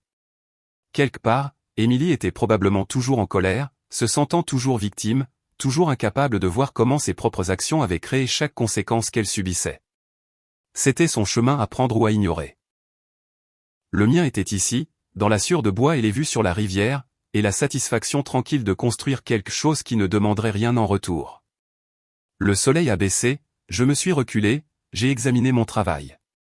Presque terminé. Un autre jour, peut-être deux. Ensuite, je le remplirai de livres que je voulais lire depuis longtemps. Des histoires sur la vie d'autres personnes, les choix d'autres personnes, un rappel que mon drame, aussi bruyant qu'il ait pu devenir en ligne, n'était qu'un petit récit dans une collection infinie. Cette pensée aurait dû me sembler diminuante. Au lieu de cela, elle était libératrice. J'étais une personne parmi des milliards, faisant de mon mieux pour vivre avec dignité. La publication virale s'estomperait. Émilie passerait à autre chose, ou pas. Quoi qu'il en soit, j'avais construit une étagère, je m'étais inscrit à un cours, j'avais marché en ville sans avoir besoin de la permission de personne. Cela semblait suffisant. Le 20 mai est arrivé, chaud et vert. Le printemps s'était enfin décidé à rester. J'avais passé le mois précédent à m'installer dans des habitudes qui me semblaient miennes. Menuiserie le samedi, promenade le mardi, café avec Paul le vendredi. L'étagère était terminée dans mon salon, remplie de livres que je lisais vraiment au lieu de simplement posséder. La publication sur Facebook était passée du statut viral à une mention occasionnelle. Toujours visible, recueillant toujours des commentaires aléatoires, mais n'étant plus le centre de l'attention.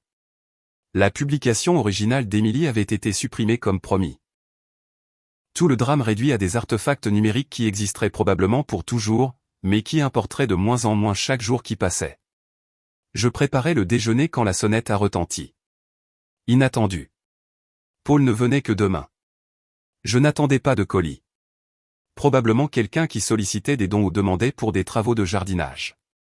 À travers la fenêtre à côté de la porte, je l'ai vue. Émilie, debout sur mon porche en jean et un pull qui ressemblait à celui de Martha avant que le cancer ne l'emporte. Ma poitrine s'est serrée. L'instinct de combat ou de fuite s'est déclenché. Je n'avais pas vu ma fille en personne depuis plus d'1 an. Pas depuis Noël dernier, quand ils étaient venus pour exactement 2 heures et étaient partis tôt parce que Michael ne se sentait pas bien. Elle avait l'air plus mince, fatiguée. Comme les gens qui ont pleuré récemment et mal dormi. Sa voiture, la Honda que j'avais aidé à acheter, était dans mon allée, ce qui signifiait qu'elle avait conduit 5 heures depuis Seattle pour se présenter à l'improviste. J'ai ouvert la porte. Émilie. Papa. Sa voix s'est légèrement brisée. Je peux entrer, s'il te plaît? Chaque instinct criait prudence. Cela pourrait être de la manipulation. Une autre tentative pour me culpabiliser et me faire retomber dans de vieux schémas. Une performance conçue pour accéder à des ressources qu'elle avait probablement épuisées maintenant. Mais elle avait conduit 5 heures. Ça signifiait quelque chose, peut-être. Je me suis reculé. Elle est entrée lentement, comme si elle approchait de quelque chose qui pourrait s'effrayer. Nous sommes restés dans mon entrée, maladroits, prudents.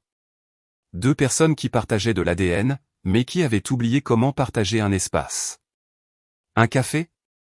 L'offre est venue automatiquement. Les habitudes d'hospitalité ont la vie dure. Ce serait bien. Je l'ai conduite à la cuisine, j'ai préparé 2 tasses pendant qu'elle s'asseyait à ma table, la même table où j'étais assis quand son message vocal est arrivé, quand j'ai annulé les réservations, quand j'ai décidé d'arrêter d'être son distributeur automatique. Tant de choses avaient changé dans cette pièce. Le silence entre nous était lourd de tout cela. J'ai posé sa tasse, je me suis assis en face d'elle, j'ai attendu. C'était sa visite, son initiative. Émilie a enroulé ses mains autour de la tasse, a regardé dedans comme si elle lisait dans le marc de café. J'ai écouté les enregistrements. Pas juste une fois, peut-être une centaine de fois au cours du dernier mois. Elle a levé les yeux. Ses yeux étaient rouges. J'ai l'air horrible, papa. Arrogante et froide, et je ne m'en rendais pas compte. Je ne réalisais vraiment pas comment je te traitais. Je n'ai rien dit. Je l'ai laissé continuer. Michael et moi nous sommes beaucoup disputés, à propos de l'argent, de toi, de la façon dont nous vivions. Il pense que j'aurais dû venir plus tôt. Je n'étais pas prête. Je n'arrêtais pas de me dire que tu étais déraisonnable, que les parents devraient soutenir leurs enfants, que les enregistrements étaient sortis de leur contexte. Elle a ri, un rire amer et petit. Mais il n'y a pas de contexte qui rend ce que j'ai dit acceptable. Aucune façon de reformuler et mon mari ne veut pas te voir en quelque chose qui ne sonne pas exactement comme ce que c'était. Cruel. Mon café me réchauffait les mains. Je ne parlais toujours pas. Elle avait besoin de dire ça. J'avais besoin de l'entendre sans intervenir pour lui faciliter la tâche. J'ai trouvé un travail. Les mots sont sortis doucement. J'ai un poste dans une agence de marketing. Débutant. Ça ne paie presque rien, mais c'est à moi. Michael a fait des heures supplémentaires. On arrive à payer les factures maintenant. À peine. Certainement pas confortablement. Mais on le fait nous-mêmes. Elle a rencontré mon regard. J'aurais dû faire ça depuis le début au lieu de simplement m'attendre à ce que tu nous portes pour toujours. Oui, ai-je dit simplement. Tu aurais dû. Émilie a tressailli, mais a hoché la tête. Je suis désolé. Je suis si profondément désolé pour le message vocal, pour tout ce que j'ai dit au téléphone, pour la publication sur Facebook, pour 10 ans à prendre ton argent et à ne te donner que du jugement en retour. Tu méritais mieux. Tu méritais une fille qui t'appréciait au lieu d'une qui te voyait comme une ressource à gérer. Les excuses flottaient entre nous. Je les ai retournées dans ma tête, cherchant des failles, de la manipulation, des hameçons qui mèneraient à des demandes d'argent. Je n'en ai trouvé aucune. Juste de l'épuisement, de la honte et ce qui ressemblait à une véritable compréhension. Je te pardonne, ai-je dit. Ses épaules sont tombées de soulagement. Mais, Émilie, les choses ne peuvent pas redevenir comme avant. J'en ai fini d'être ton filet de sécurité. Fini de financer ta vie tout en étant traité comme facultatif. Tu travailles maintenant. C'est bien. Continue comme ça. Construis ta propre stabilité, ta propre vie sans que mon argent ne la soutienne. Je sais. Elle a essuyé ses yeux avec sa manche. Je ne te demande pas de recommencer. Je ne demande rien, sauf peut-être. Peut-on avoir une relation? Juste comme père et fille. Sans argent. Juste. Tu me manques. Tu me manquais avant que tout n'arrive. Je ne m'en rendais juste pas compte parce que j'étais tellement concentré sur ce que tu pouvais fournir au lieu de qui tu étais. J'y ai pensé. Manquer, impliquait qu'elle m'avait eu un jour d'une manière qui comptait. Mais peut-être que c'était le cas avant la mort de Martha, avant que le deuil et l'obligation ne transforment notre relation en transaction. Peut-être qu'il y avait quelque chose qui valait la peine d'être reconstruit. On peut essayer, ai-je dit avec précaution, mais lentement et avec des limites. J'ai besoin de croire que tu me veux, moi, pas ce que je peux te donner. Ça prendra du temps. Je comprends. Elle a souri légèrement. Tes affaires de menuiserie, c'est nouveau. J'ai commencé à prendre des cours. J'ai fait un geste vers le salon. J'ai construit une étagère. Je peux la voir? Nous avons marché ensemble. Je lui ai montré l'étagère, expliqué les assemblages, le processus de teinture. Elle a écouté comme si elle s'en souciait vraiment, a posé des questions qui suggéraient un intérêt sincère, et pour la première fois depuis des années, nous avons eu une conversation qui ne portait pas sur l'argent, les plaintes ou les demandes déguisées en banalité. Nous avons parlé pendant 1 heure. Elle m'a parlé de son travail en marketing, de tout ce qu'elle ne savait pas, de l'humilité du travail de débutant à 35 ans. Je lui ai parlé de Paul, des cours au centre communautaire, de mes projets de peut-être voyager quelque part de petit, la côte de l'Oregon, peut-être, juste moi. Ça a l'air sympa, a-t-elle dit. Tu devrais vraiment le faire. À la porte, nous nous sommes étreints, prudemment au début, puis plus fort. Elle semblait plus petite que dans mon souvenir, plus humaine, moins comme la méchante arrogante que j'avais portée dans ma tête. Merci de m'avoir pardonné, a-t-elle murmuré. Je ferai mieux. Je te le promets. Je te crois. Me surprenant moi-même, je le pensais. Elle est partie. Je suis resté sur mon porche, regardant sa voiture disparaître vers l'autoroute qui la ramènerait à Seattle, à la vie qu'elle construisait enfin de ses propres mains. À l'intérieur, ma maison semblait différente, plus légère d'une manière ou d'une autre. L'air circulait plus facilement. J'ai fait un sandwich, je l'ai mangé près de la fenêtre donnant sur la rivière, j'ai pensé au pardon par rapport à la réconciliation, à la façon dont on pouvait offrir le premier sans exiger le second. À la façon dont la paix ne signifiait pas effacer le passé, mais simplement refuser de le laisser empoisonner l'avenir. Mon téléphone est resté silencieux sur le comptoir. Pas d'appel, pas de texto, juste un appareil qui me connectait aux gens quand je le voulais, qui restait silencieux quand je ne le voulais pas. La publication sur Facebook était toujours là, preuve archivée de ce qui s'était passé, mais elle semblait lointaine maintenant. La preuve d'une bataille que j'avais gagnée, non par la cruauté, mais par la vérité. L'étagère se tenait dans mon salon, solide, utile et mienne. Le cours de menuiserie avait lieu demain. Paul voulait dîner dimanche. De petites choses, mais elles s'additionnaient pour former une vie que je reconnaissais, une vie où je comptais non pas à cause de ce que je fournissais, mais à cause de qui j'étais. Émilie trouverait son chemin, ou pas.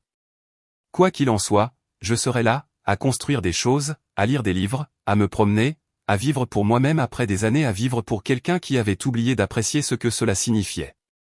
La rivière dehors continuait de couler. Le soleil de l'après-midi a tout doré, et je me suis senti enfin revenu à moi-même. Quoi que vienne ensuite, il me trouverait ici, debout dans ma propre maison, dans ma propre vie, avec des limites aussi solides que l'étagère que j'avais construite de mes propres mains. Cela semblait suffisant. Plus que suffisant. Exactement juste. Si vous aimez cette histoire, veuillez aimer cette vidéo, vous abonner à la chaîne et partager vos impressions sur cette histoire dans les commentaires. Pour écouter l'histoire suivante, cliquez sur la case à gauche. Merci d'avoir regardé.